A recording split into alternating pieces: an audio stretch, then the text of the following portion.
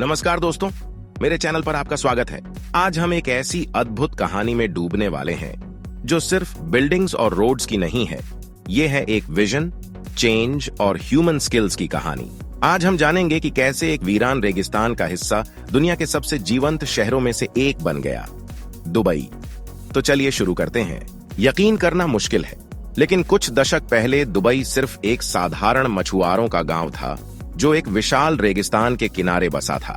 1940 के दशक में यह एक छोटा बंदरगाह नगर था जहां सीमित संसाधन थे और इसकी अर्थव्यवस्था मछली पकड़ने और मोती गोताखोरी पर निर्भर थी। पूरा परिदृश्य सूखा और वीरान था। जहां तक नजर जाती सिर्फ रेत ही रेत थी। लेकिन 1950 के दशक में एक महत्वपूर्ण मोड़ आया। रेत के नीचे तेल की खोज हुई और इसके साथ ही अवसरों की एक नई दुनिया खुलने लगी।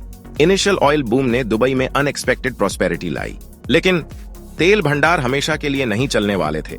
यह जानकर शासकों ने बड़े सपने देखने की हिम्मत की। शेख राशिद बिन सईद अल मखदूम, जो एक दूरदर्शी नेता थे, ने इंफ्रास्ट्रक्चर को डेवलप करना शुरू किया, एजुकेशन में इन्वेस्ट किया और फॉरेन इन्वेस्टमेंट को इनवाइट किया। यह एक ऐसा कदम था जिसने दुबई का सिनारियो हमेशा के लिए बदल दिया। कुछ दशकों के बाद आप परिणाम देख सकते हैं। एक ऐसा शहर जो महत्वाकांक्षा पर खड़ा है, जहां बुर्ज खलीफा, पाम जुमेरा और दुबई मॉल जैसे प्रोजेक्ट्स हैं। ये केवल आर्किटेक्चरल मिरेकल्स नहीं है, ये उस रेगिस्तान का सिंबल है जो एक ग्लोबल टूरिज्म और बिजनेस सेंटर में बदल गया।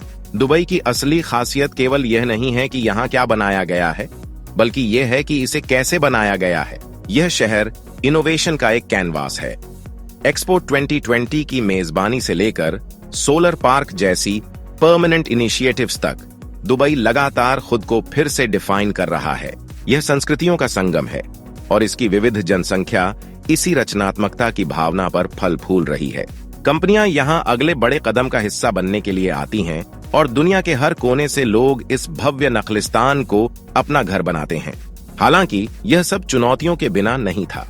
तेजी से बढ़ने के कारण ट्रैफिक, एनवायरमेंटल प्रॉब्लम्स और सोशल इनइक्वालिटी जैसी समस्याएं भी आईं। नेता इन मुद्दों को सुलझाने और प्रॉस्पेरिटी को स्टेबिलिटी के साथ बैलेंस करने के लिए लगातार प्रयास कर रहे हैं। यह प्रोग्रेस और प्रोटेक्शन के बीच एक नाजुक संतुलन है और दुबई की चल रही यात्रा इसका प्रमाण है।